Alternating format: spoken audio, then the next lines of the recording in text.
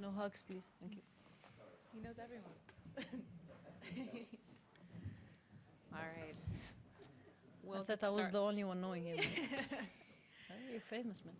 We'll go ahead and get started. Ons, congratulations on this victory today. Can you just talk us through how you reset after dropping that second set? It was a tough match, honestly. Just not the way I wanted to play, but I kept fighting and just frustrating to lose the second set. But I think I get the time to think and talk to myself more, and the third set was really great. English questions, please. Courtney. Well, congrats on the win. Thank you. How concerned or worried are you about the knee? Listen, it's not a big injury, but sometimes it might bother me. I try to take it one day at a time, and it's a great challenge, you know. I see it for myself, so I'm gonna challenge myself and see if I can, not playing 100% for sure, but we'll try to push and be able to do something with it, for sure.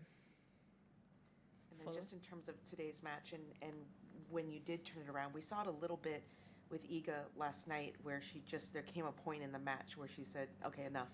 And she elevated her game to kind of close that in straight sets. It seemed like you kind of had a little bit of a similar moment in that third set. Yeah, it's nice to see Iga from 5-3, 7-5. I want to do that today, but I'm not Iga, so better 6-1 in the third set.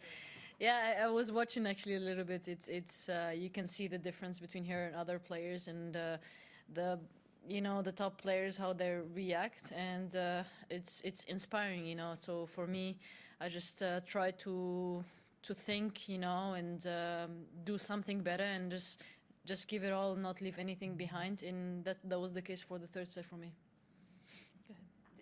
In terms of managing the knee, I don't know how the back is, but like just managing things in general over the course of the tournament, you have a day off, obviously between days, but do you come to site, do you practice, do you do everything normal, or do you kind of taper according to how your body's reacting? Yeah, I mean, I'll always practice for 1 hour. It depends how great I can move or anything, but for me, it is very important to come and just give her a nice practice, especially to prepare for the next match usually. But you know, knowing Asa, my coach, he would not let me rest for sure. So it's gonna be probably light practice and something that will makes me ready for the next one for sure. Any more English questions? Yeah, go ahead. How did you find, I mean, I know that the different courts play different ways, and then obviously weather, and today we had some wild weather. How did you find Laver playing tonight? Did it surprise you how the ball was reacting at all? You know, I was lucky enough to practice 2 or 3 times on Rod before starting the tournament. So, but the conditions were completely different. The roof was closed. I felt like the balls were really heavy today, especially with someone like her.